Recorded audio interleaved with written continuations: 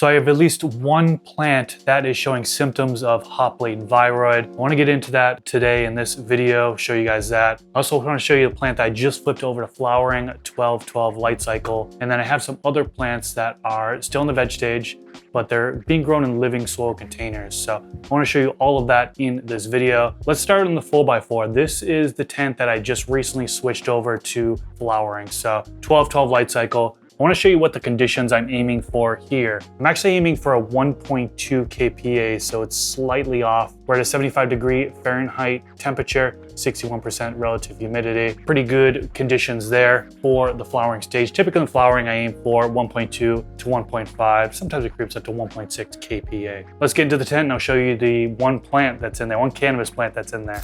All right, so in the 4x4, this plant right here is Pungent Punch crossed with Chill Out OG. So big shout out to Shadowborn Genetics for doing this cross. Beautiful plant we have here. I'm really liking the structure on it. I really only topped this plant once, and then this is what came of it. There's lots of side branching coming out, nice, flat, even canopy in there. I did get down there and take off some of this lower growth called lollipopping. About the lower quarter, lower third of growth has been removed. That's going to help focus the growth on the upper growth here. We're actually only on day 4 of flowering, so it just flipped over. We're starting to see the plant show signs of sex. And if you look in here real close, not sure how well the camera can pick it up, but it's showing white hairs, often called pistils, stigmas, and that's an indication that the plant is female. So really happy with this one. Although this is a feminized seed, it should be female. It's a 99.9% chance it's going to be female, but really liking the structure so far. I have a yellow sticky here. I'm only really seeing a couple gnats. I put this on about a week ago, so I don't have a gnat problem. A couple there, but nothing too crazy. I'll keep an eye on it. Got the blue mat system hooked up here. As I showed in the last video, I got a 5-inch carrot hooked up to a 5-gallon bucket. Kind of DIY setup there. Has a valve on here. I actually made a mistake. When I change out the res, I turned the valve off, filled up the res, and then forgot to turn it back on. So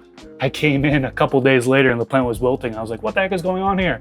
I thought I had to recalibrate this, but ended up finding out that the valve was turned off there. So little mistakes like that happen every now and then. The plant had bounced back, no problem. And really happy with how it looks so far. Here's the jalapeno. Jalapeno? What, how do you pronounce it? Tomatoes?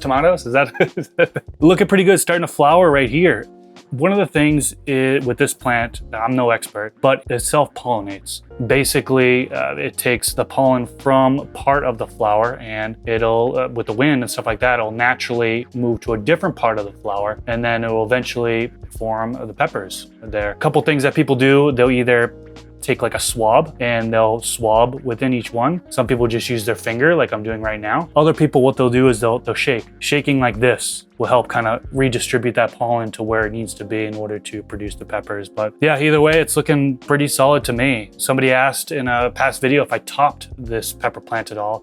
I didn't. I believe that's a common technique. Let me know for those folks that are growing peppers. Do you top all your pepper plants or do you just kind of let them grow naturally like this? Let me know. I'd love to know any tips you have for growing these, pruning, any training tips, so on and so forth. As far as lighting, they're under the T24 LED grow light by AC Infinity. I did raise the lights here just for filming and I also turned off the fans. That's why these fans aren't moving. I want to make sure there's no wind issues happening with the audio. But when I did have them lowered down, this is actually only on 40%. And when I lower it down, I'm actually able to achieve about 700 here, 700 ppfd on the top here. And I believe this is getting just over 500, 550 ppfd on the pepper plant. So yeah, overall pretty good here as far as the nutrients. I mentioned in past videos, but I'm using the Blue Planet Nutrients Blue Max 2-part CalMag. And I'm going in here with Stash Blend every other week. So I'm basically doing a soil drench up top and then the Blue Mat, I haven't actually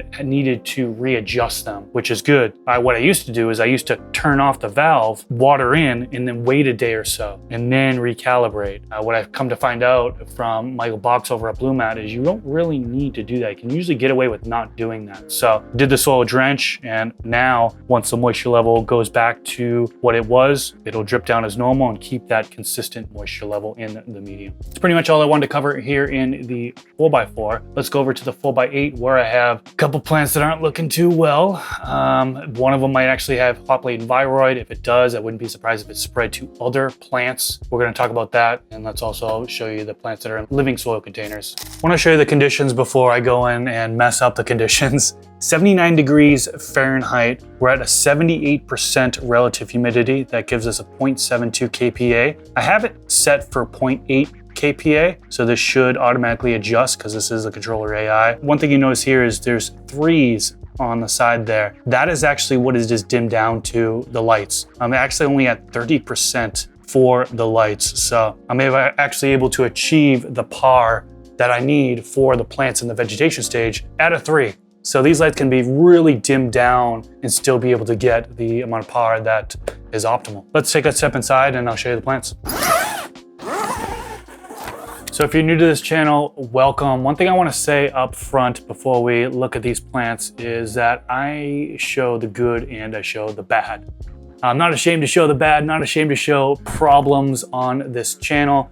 I feel like problems people can learn from and potentially prevent them from making that same mistake.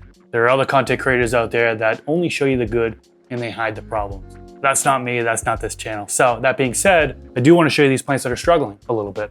This plant right here is ice cream cake crossed with garlic cocktail. And unfortunately, this is the one I feel like may have Hop Latent Viroid. And one of the symptoms is, let me just see right up front here, you can see these leaves are overlapping. This is a common sign of Hop Latent Viroid. And this is one of the reasons why I think that this plant might be infected. Sadly, also the plant needs some training. It's kind of wilting over a little bit. Although I do think the wilting is because it's not on an auto watering system. I'm now hand watering it. These plants were in the 4x4 with the blue mat system. So it was on auto watering. I took it off and the medium dried out, starts to wilt down when the plant needs water. I watered it this morning, and so I'm waiting for it should pop back up since it now has water. So that could be the case. But yeah, the overlapping leaves is the big thing. Some other things, stunted growth, yellowing, discoloration. There's a ton of things that are indications that it could be Hop Latent Viroid. Another thing is weak branching.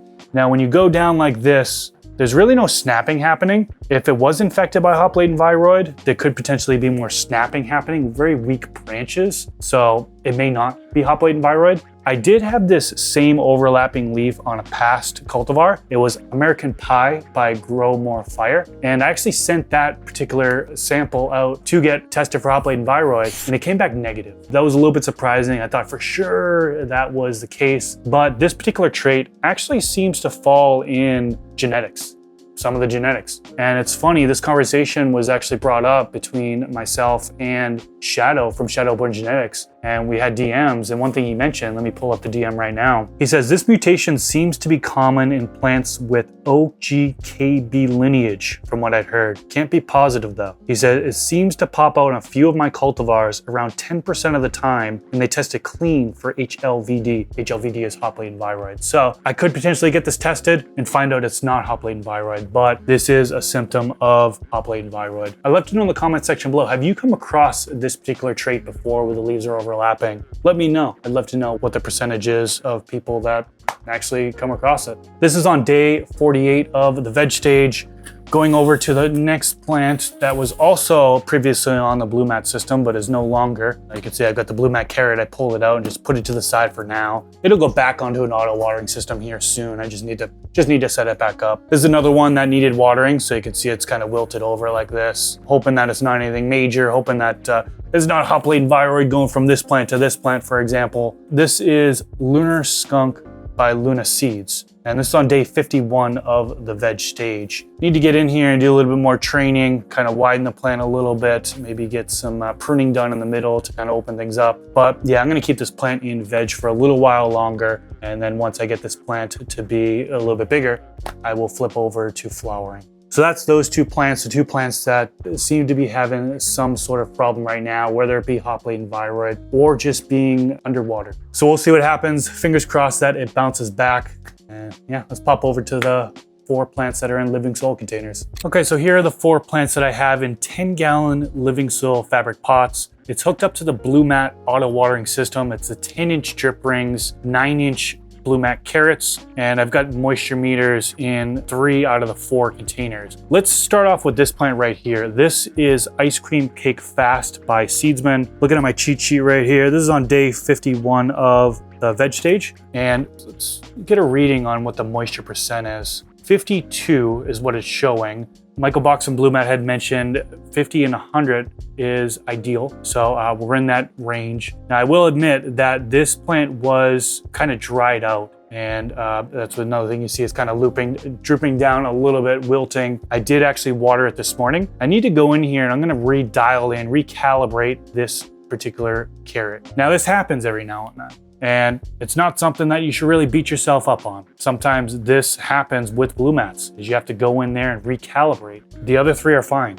It's just this one that I need to go in here, actually remove this part, recalibrate it, and then hook it back up to the drip ring, and then it should be good to go. Now that it's reading between the 50 and 100, now is a good time for me to do that calibration. In fact, let's just do it right now. So I'll take it out, I'll open it up all the way, and then you're gonna basically tighten it up to where there's just 1 drop hanging, and it's stuck hanging, just like that. So it's stuck hanging, not getting any bigger. Then you dial it back. There's triangles on the side of the carrot. You dial it back 2, 1, 2. And really, once you get the experience, you'll feel exactly where it needs to go. And so I felt it's perfect. It's just tight enough to where now it's recalibrated. Once I take the second here to rehook it back up to this, which is one thing that's a little bit tedious, is shoving this back in here. I'll shove that back in there, and then the drip ring should be back to normal. In regards to how this plant structure is, I was using the bud trainer clips on this. You can see kind of what they call as the staircase. You can see like a bump right there and a bump right there. This is what I was talking about a couple videos ago, where sometimes you need more than just the bud clips. So I have to go in here and actually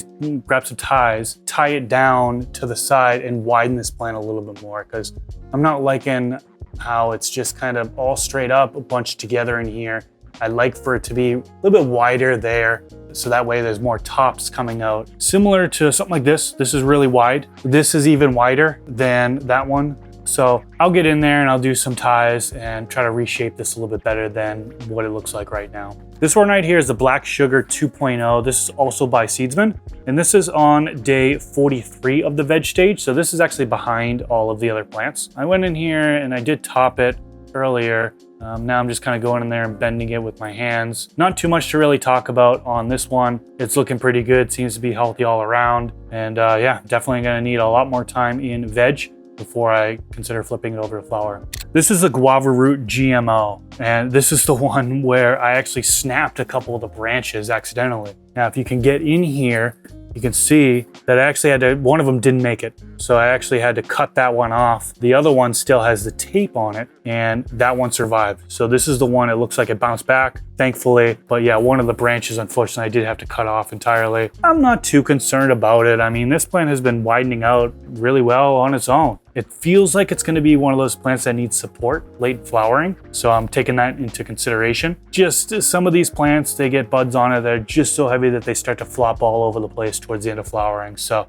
keeping in mind that this plant will probably need some sort of support in the future, whether it just be stakes or half tomato cages that I use, or we'll see. Some people get real creative when it comes to how they add support to it. Trellis is another thing that you could possibly do. However, if I were to trellis, I'd be trellising this whole area, and with all the different size plants, I probably won't go that route. Last but not least, back here, this is the Jealousy Fast. This one's looking pretty similar to that Ice Cream Cake Fast. This one's also by Seedsman. You need to come in here and do some training as far as widening the plant, take some ties and tie it down, but overall the plant looks pretty healthy. All of these plants have been fed Build a Soil Craft Blend, and really they just did that initial amending. I talked about this a couple videos ago, but this is the 6th run in this same soil. And you know, over time, they say soil just gets better and better. When I'm using those organic or all natural inputs, and the microbe life is really just thriving in there, instead of normally doing a top dressing every roughly 30 days or so, I'm now past day 40 and I haven't had to do a top dressing yet. So I actually will get in here in the upcoming days and do another top dressing, particularly on these three, since they're bigger plants. This plant is smaller. The darkness of the leaves seems to be real good. So I won't top dress this one, but I'll top dress these three, and then we'll give it some time. And it takes 1-2+ weeks for those amendments to break down, depending on what the actual amendment is, of course. And then it should help ensure that these plants receive the nutrition that they need for the remaining parts of veg going into the flowering stage. As for the lighting on this side of the tent, I have two Evo 3 LED grow lights, both by AC Infinity. What I didn't mention is the other side of the 4x4 tent is an Evo 6 LED grow light. I believe these plants are getting about just under 600 ppfd. That's really, I like 400 to 600 ppfd in the veg stage here, so I'll keep it at that. And like I mentioned, as I was pointing things out on the controller, I'm able to achieve that at these lights being 30% or a level 3, so significantly dim. Now, when I go into the flower stage and I bump up the ppfd, typically I go from 600 to 900 ppfd, I'll definitely have to increase that. Often I'm increasing it to 60%, 70%, 80%. I'm never running these lights at 100% anymore. They just don't need it. If I was supplementing CO2, I could probably run them at 100%. But me being a small home grower, kind of being in here, not supplementing CO2, I'm able to get away with dimming these lights throughout the entire grow cycle. That's pretty much the update I wanted to give you this week. Fingers crossed that those plants are not Hop Latent Viroid. Yeah, we'll see. Maybe it's just in its genetics. Hopefully it's just in its genetics. Let me know your thoughts down in the comment section below. I love reading through the comments, and maybe I'll answer some questions in the next video. That's pretty much it. Thank you so much for tuning in, and I'll catch you in the next video. Peace out.